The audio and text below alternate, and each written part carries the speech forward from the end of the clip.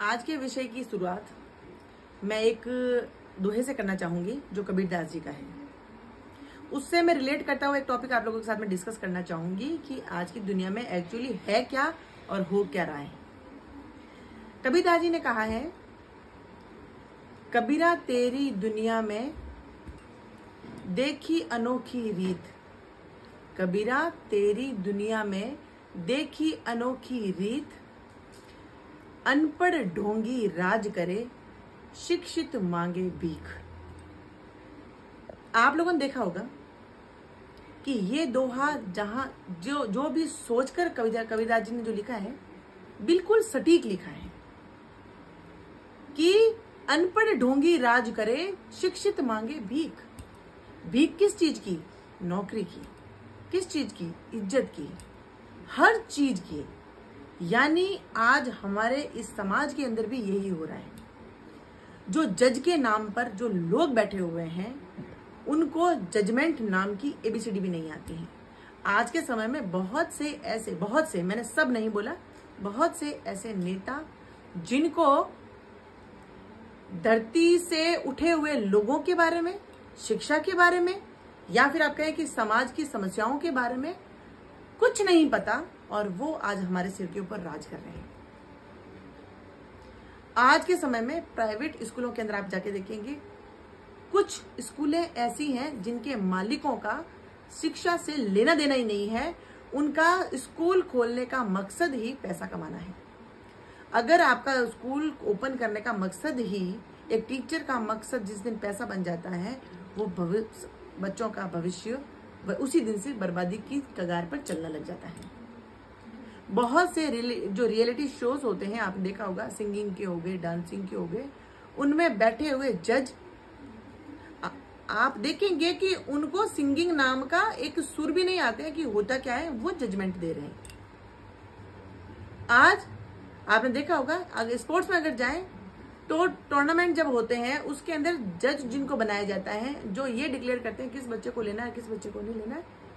जिनको क्रिकेट हो, फुटबॉल हो, हॉकी हो, उसमें से कुछ नेता, कुछ लोग ऐसे होते हैं, ट्रस्ट के नाम पे उन लोगों को जजमेंट देने के लिए बैठा दिया, जज बना दिया जाता है, जिनको क्रिकेट की, फुटबॉल की एबीसीडी भी नहीं आती है।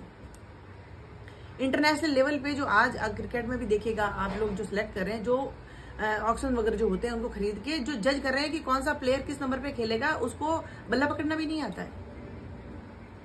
तो फिर आप क्या अपेक्षा करते हैं और क्या आप लोग ऐसा सोचते हैं कि समाज का उद्धार होगा, ये समाज आगे जाएगा? आज हर जगह, बहुत जगह इतनी घुसखोरी चलती है, इतने बेईमान लोग बैठ गए हैं कि असली प्रतिभा कभी लोगों के सामने आती नहीं है।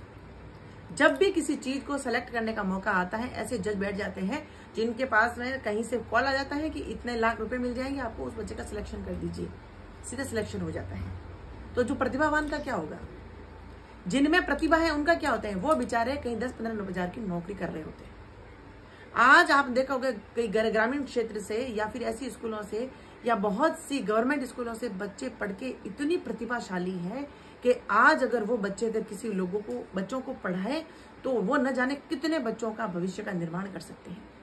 लेकिन नहीं, ऐसे लोग पढ़ाने के लिए भी प्राइवेट संस्थाओं में वगैरह में ऐसे लोग लगा दिए जाते हैं जिनके पास पैसा है, फोन आ गया, इनका सिलेक्शन कर दो, वो लोग लग जाते हैं। तो जब प्रतिभाओं की प्रतिस्पर्धा होती है तो फिर प्रतिभा को इस तरह से दबाया गया तो कैसे प्रतिभावान लोग आगे आएंगे? और जिन लोगों को जज बना रहे हैं उनको सोचना चाहिए कि जिसको मैं जज बना रहा हूं, क्या वो जज बनने के लायक है? क्या वो वास्तव में उसको प्रतिभा की पहचान है? और है तो उसको जज बनाइए ना।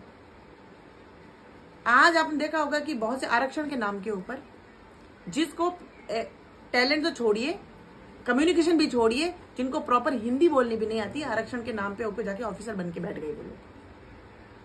और प्रतिभावान आरक्षण में मारे जा रहे हैं और वो उनको चाय कप जगह पियोन बने हुए उनको चाय पिला रहे हैं। क्या करेगा व्यक्ति? सोर्स ऑफ इनकम के लिए फिर को जो मिलेगी वो नौकरी करेगा, तो वो उसके लिए एक प्रकार की भीख है कि उसने इतनी मेहनत की है पढ़ाई के लिए, इतनी जी जान लगाई है, लेकिन उसको मिला क्या? तो इसीलिए जब मैंने पढ़ा कि चीजें, कबीरदास जी का ये है कि अनपढ़ ढोंगी राज करे, बिल्कुल सही है। आज आपने देखा ऐसे ऐसे ढोंगी लोग जिनको आडंबर के अलावा कुछ नहीं आता, लोगों के सामने दिखावा करने के अलावा कुछ नहीं होता है, और उनमें तमीज नाम की चीज नहीं होती है, और वो बड़े बड़े शोज चला रहे होते हैं, बड़े बड़े लोगों की प्रतिभा को निखार रहे होते हैं, और निखारने को छोड़िए उनको सेलेक्ट कर रहे होते हैं। जिनमें बोलने की तमीज नाम की चीज नहीं होती, वो मिनिस्टर बने हुए बैठे हैं।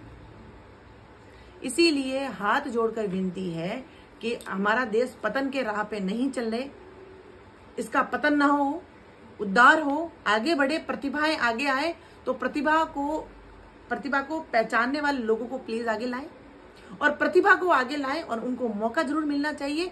फाइनेंशियली स्ट्रांग नहीं है तो क्या हुआ, अगर उनमें प्रतिभा है तो प्रतिभा आगे निकलनी चाहिए। और प्रतिभावान एक प्रतिभाशाली व्यक्ति न जाने कितनी प्रतिभाओं को निखारता है और आगे बढ़ावा देता है।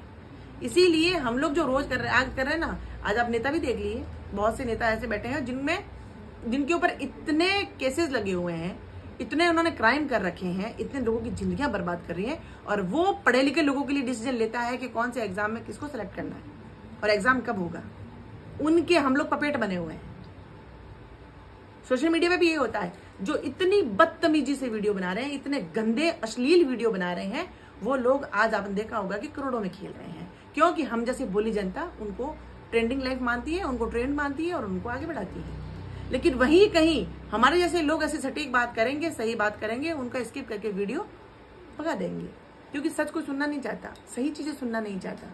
इसीलिए आप लोगों से गुजारिश है कि अगर ऐसा नहीं हो, अगर आपको लगता है कि वास्तव में हमारे समाज में छुपी हुई बहुत सी प्रतिभाएं हैं, बहुत से टैलेंटेड लोग हैं, तो उनको मौका मिलना चाहिए, और जजमेंट उन्हीं से कराएं जो वास्तविक रूप में जज हैं, जिनको वास्तविक रूप में उससे संबंधित उसको नॉलेज हो और वो प्रतिभा को आगे ला सके। ऐसे लोग जज होने चाहिए, वरना यही रहेगा, अनपढ़ ढोंगी राज करते रहेंगे, शिक्षित लोग दबते रहेंगे, और वो उनके सामने भीख मांगते रहेंगे।